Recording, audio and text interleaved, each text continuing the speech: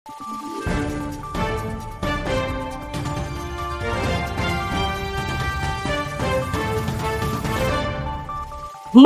araw, Pilipinas! Ito ang Valiente News hatid sa inyo ng Office of the Vice President.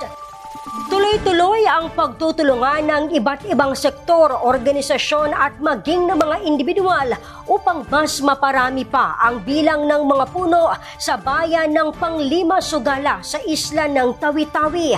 Ang dahilan sa likod nito, alamin natin sa ulat ni Brian Latasa.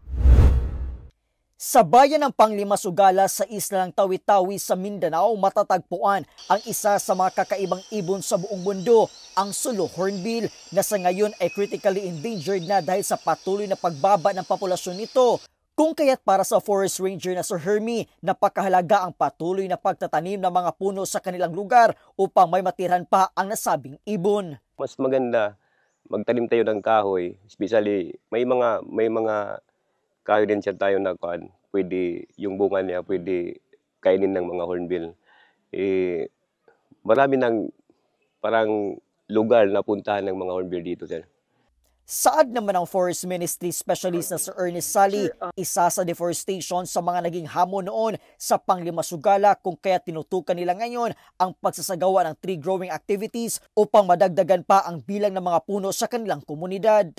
Hindi po maiwasan na siyempre very basic sa atin yung, although strict to rin yung law enforcement natin, mayroon pa rin ilan na kumukuha kasi very basic yung kahoy, kailangan din talaga natin.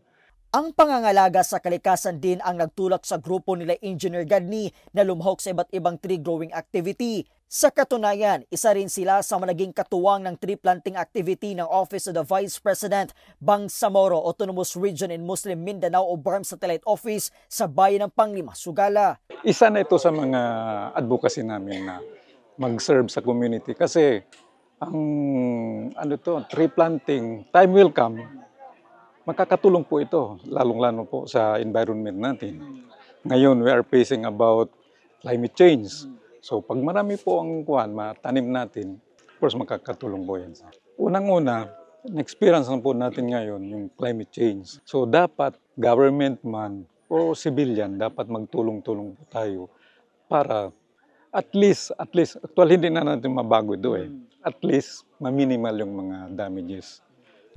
Mula po dito sa Panglima Sugala, isla ng Tawi-Tawi, ako po si Brian Latasa, ang lahat para sa Diyos, bayan at pamilyang Pilipino. Valiente News. Abangan! Ilang residente mula sa Panglima Sugala, ikinatuwa ang advokasya na sinusulong ng pagbabago campaign ng OVP. Ako si Claudette Loreto para sa makabuluhan, naninindigan at matapang na mga ulat at impormasyon. Maraming salamat.